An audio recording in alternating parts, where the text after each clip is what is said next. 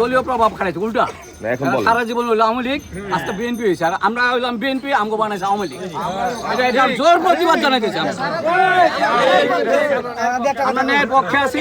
এরা নিরীহ মানুষ, এদেরকে অনর্থক হয়রানি করছে বিনা দোষে, সম্পূর্ণ মিথ্যা মামলা। কথিত উকিল আলমগীর শুধু আমাদের হয়রানির জন্য আমাদের ব্যক্তিগত বাড়ির উঠান দিয়ে তাদের চলাচল করতে না দেওয়াতে আমাদের ৫-৬ জনের নামে আমার ছোট ভাই আরও স্বাস্থ্য ভাই এদের নামে শুধু মামলা দিয়া 15 দিন ঈদের 3-4 দিন আগে মামলা থেকে গ্রেপ্তার করছে। পরে আমরা আনতে পারি নাই। আর ওকালতির গর্ব দেখায়, পাওয়ার দেখাইয়া ওইখানে অনেক কিছু ঝামেলা করতেছে। এইখানেও এলাকার মাঝে আমরা উঠান দিতেছি না, একটাই কারণ আমাদের মা বোন রান্নাঘরের সঙ্গে রান্না করে, এদের বাড়ি থেকে আসলে ব্যাট কমান্ড করে। এদের এক স্বাস্থ্য ভাই আছে, নেশা করে, নেশা বিক্রি করে।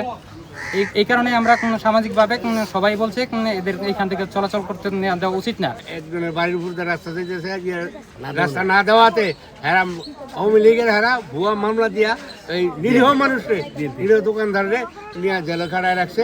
হ্যাঁ, আমরা এটা দূর প্রতিবাদ জানাই। টাকা দিয়ে আসা যাওয়া করতেছিল, এটা আমাদের উঠান, এটা কোনো রাস্তা না, ঠিক আছে। ওনারা জোরপূর্বক নেওয়ার চেষ্টা করতেছে, তো আমরা বাধা দেওয়াতে আমার আব্বা, আমার ভাই, চাচার নামে ওনারা মিথ্যে মামলা দিছে। বলছে আমার আব্বা নাকি চুরি করছে, ওনাদের ওয়ার্ডব থেকে 1 লাখ টাকা স্বর্ণ অলংকার নিয়ে গেছে। আসলে এগুলো মিথ্যা। আমার বাবা একজন সামান্য শ্রমিক, উনি গরু পালে, মানে কৃষক এক কথায়। এগুলো মিথ্যে অনষ্ট করতেছে। তারপরে এদের শাহিদুল আলমগীর, এদের বেসিক্যালি চরিত্র মানে কারোই ভালো না। আমার হাজব্যান্ড দেশের বাইরে থাকে, আমি একজন প্রবাসীর স্ত্রী।